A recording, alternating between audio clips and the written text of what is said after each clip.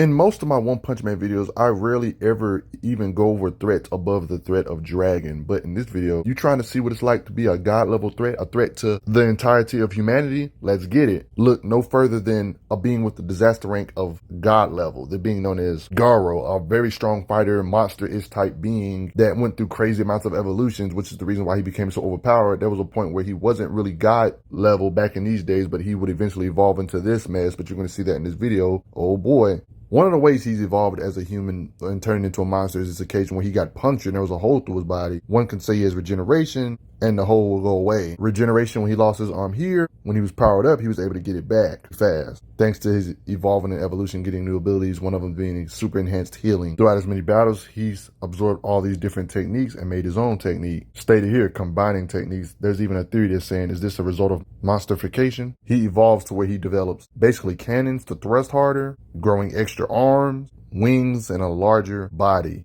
So I'm just giving you a heads up. In this video, you're going to see him change his appearance a lot, but it's still the same guy. One can say, just like every other character, he does the standard, getting stronger as time goes by, going through evolution as a kid, growing up, training, active evolutions, becoming monstrously stronger than he usually would be throughout this video. The drastic changes in his appearance is a reflection of that, looking like a literal eternity from Marvel Comics, looking like a galaxy and stars within him and crap. Even though he got all these different modes, there was a point where he still got overpowered by, you know, the man, the myth, the legend, Saitama. So one can say he got a taste of this mysterious being known as God. One can say amped him up to the point where he, well, the way Saitama said, he got a quick costume change again. That's when he was powered up to his mightiest mode, but I'm gonna get to this way later on in the video. Just giving you guys a heads up, anybody that looks like this is crazy overpowered. You're probably wondering why he looks so similar to Bang. It's because he was actually under him at one point back in the day when it comes to fighting. Part of the reason why he's superhuman and stuff, he was at his dojo.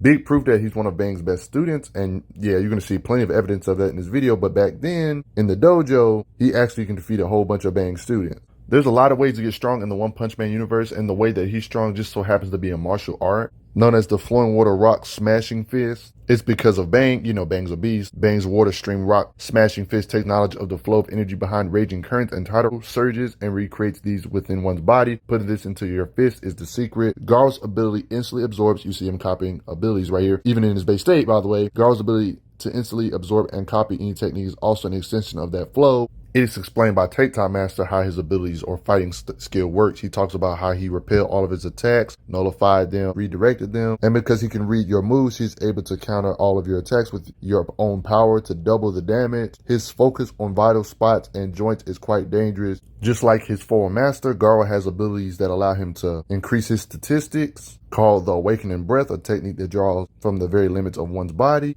And you guessed it, Garou can do it. He learned how to do this technique that increases his statistics after seeing his master do it once, where his former master do it just from a glance. He learned how to do it in his more evolved states, though, of course. I mean, everything I've been saying is just right here for you to see it for yourself. Defeating stronger heroes, he gets close to becoming the strongest human monster. By taking on the techniques of the strongest, he can learn how to counteract them and also turn those techniques into his own. Super learning ability. In the One Punch Man Encyclopedia, he has a natural sense of hand-to-hand combat with the super learning ability. I mean, he just has a lot of knowledge. When you have all this knowledge of learning secret techniques from scrolls and stuff, adding into more stuff that you learn, defeating the best, you can't help but get stronger and better. Stated here, the more he defeats heroes, he can feel himself becoming stronger as a monster. He's one of those characters that can avoid attacks from his blind spot thanks to instincts. He knows techniques that will slice you without you necessarily having to get touched. He even learns new techniques during certain S-class encounters, using both techniques, one in each hand, or two different techniques at the same time. Garou evolved to do when he becomes like monsterified. He used to be under Bang, but like this dude is able to do stuff that normal people wouldn't be able to do.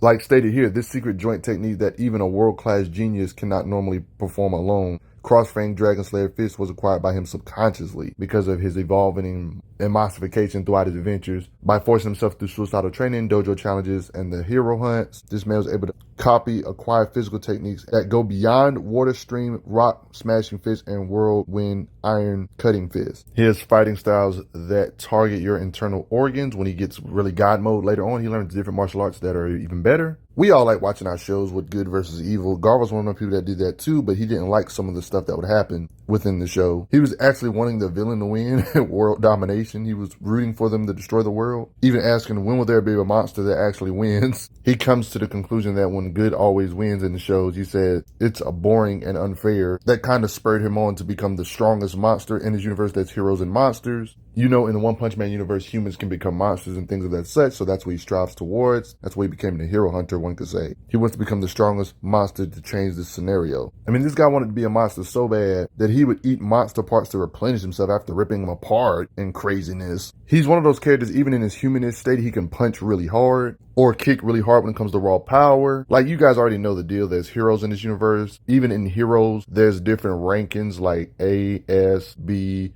C, S being at the very top of the food chain, A being pretty good still. It's kind of similar to the disaster ranks. In this video, what's impressive about Garou is that even though he does evolve, even in his humanist state, you're going to see a lot of that in this video of him giving S ranks, even in his human form issues, without even being in his mightiest state. Just to give you a quick idea of his superhuman attributes, he can just lift a lot of weight. Everything about him is just way above normal human level, lifting folks up with ease. When it comes to knives, he can snap them with his finger, bada bomb. When it comes to trees, he can just straight up pick them up and lift or throw them or swing them like a weapon. Snaps a tree in two with his strength, ripping roots from the ground. We've seen him break open safes with his bare hands. In his monster state, he can throw helicopters very far. He's got a lot of battles with different beings. We've seen him kick certain beings really high in the air. If you're a normal man, he can knock you out with a finger flick. He can do ground smash attacks to crater the ground this much to show his power. Moments like this pretty much prove he could level buildings if he wished. When it comes to actual miniguns, he can punch hard enough to break them with his blunt strikes. Minor stuff like poking holes through doors is easy for him.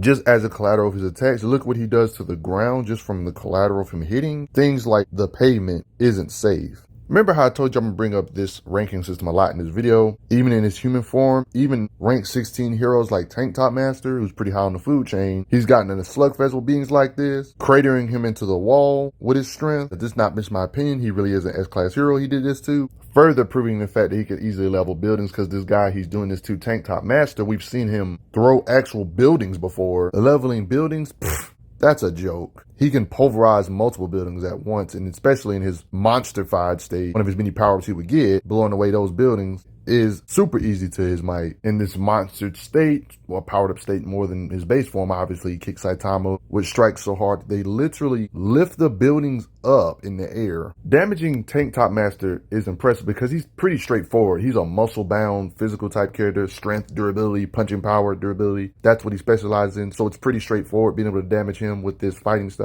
He's able to damage him with a barrage of hits and things of that such, and was even able to KO, make Tank Top Master sleepy. Tank Top Master is literally the same being that can throw a building, and Garou can take hits from him in his base state and continue to fight this S-class hero. I don't know what the minions of the Tank Top Master thought they was about to do if they try to gang up on him. He's too strong for them, obviously. Same goes for a gang of martial artists. Y'all ain't ready. He's precise with his strength too, being able to perfectly cut glass in half like this with a chop. Back in the day, during the dojo days, all these tiles Garou was able to chop through, even as a youngin'. Back when he was under Bang, other S-rank heroes like Genos, the super cyborg that we love, we've seen him get in an entanglement with. So it really shows Garou's might even further, constantly fighting S-ranks and putting him into the dirt. It's shown that he can break out of restraints from Genos, S-rank, even while in his humanist form, even messing up his arm.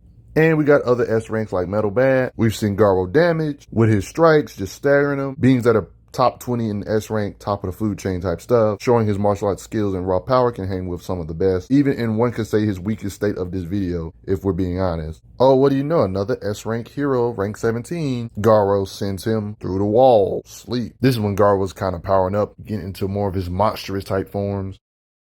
He breaks chains and mess up this muscle-bound being. So naturally busting through walls, shattering boulders is definitely just a normal day at this point. Even to the point where even S-rank heroes like Darkshine, he's knocked back, and even Darkshine's saying his power and speed is increasing. It lets you know that, yeah, Garou's starting to get crazy powerful. Rising up through the ranks, fighting higher and higher S ranks when he's looking like this. All these evolutions this guy has. In this powered up state, for example, you see him do the standard stuff, like busting out of all this rubble with ease, him stomping into the ground and causes this much collateral and boulders and stuff fly in the air. him fighting his former master Bang, the collateral of their hits was turning debris into powder. That's how much impact it was producing when he was in a more monsterified state. Can hit beings so hard that when you see little baby stuff like cutting boulders in half, that's like literally joke feats. The amount of raw energy he can put out can cause seismic activity.